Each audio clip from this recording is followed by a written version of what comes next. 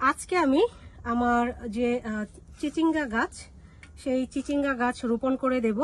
চিচিঙ্গাকে অনেকে অনেক আঞ্চলিক ভাষায় কইডা বলে, কহি বলে, তো সেটাই আমি আজকে রোপণ করব। তো এখানে থাকছে গত বছরের পুরনো মাটি, একেবারেই পুরনো, কোনো নতুন মাটি নেই। আর এই পুরনো মাটিতে আমি এখন দিয়ে দেব আমার বানানো যে সারটা, সেটা। তো এটা কি দিয়ে বানিয়েছি আপনারা জানেন, তারপরে একটু বলে দিচ্ছি। এখানে আছে চিকেন ম্যানিউর, বন মিল, তারপরে আছে অ্যাপসম সল্ট, আছে কিছু বুস্ট হওয়ার জন্য এক্সট্রা ফার্টিলাইজার, যেগুলো আপনারা নর্মাল যে কোনো নার্সারি থেকে কিনতে পারবেন। তো এটাকে একটু মিক্স করে নিতে হবে, জাস্ট মিশিয়ে নিচ্ছি।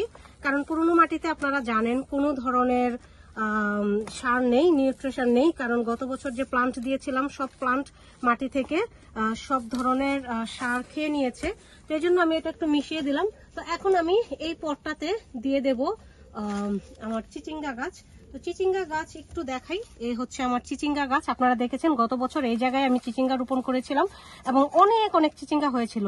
এই যে দেখেন চিচিঙ্গা গাছের শিকড় দেখুন কত সুন্দরভাবে ছড়িয়ে গেছে। তো যখনই রোপণ করবেন চেষ্টা করবেন শিকড়গুলোকে একটু এইভাবে ছড়িয়ে দিতে। তো ইংল্যান্ডের মাটিতে চিচিঙ্গা গাছ রোপণ কে কে করেছেন বা কে কে করেন জানাবেন।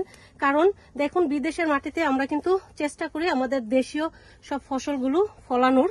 তো এখানে আমি একটা দিয়ে দিলাম, এটাকে আমি পরে সাপোর্ট দিব। অবশ্যই সাপোর্ট দিতে হবে, সাপোর্ট দিতে ভুলবেন না। তারপর এই দেখুন কি করলাম, সাপোর্টের কারণে একটু বেঁকে গেছে, এখানে একটা দিয়ে দেব। তো এই পটে আমি 3টা চিচিঙ্গা চারা দেব, যেহেতু পটটা হচ্ছে আমার 50 লিটারের।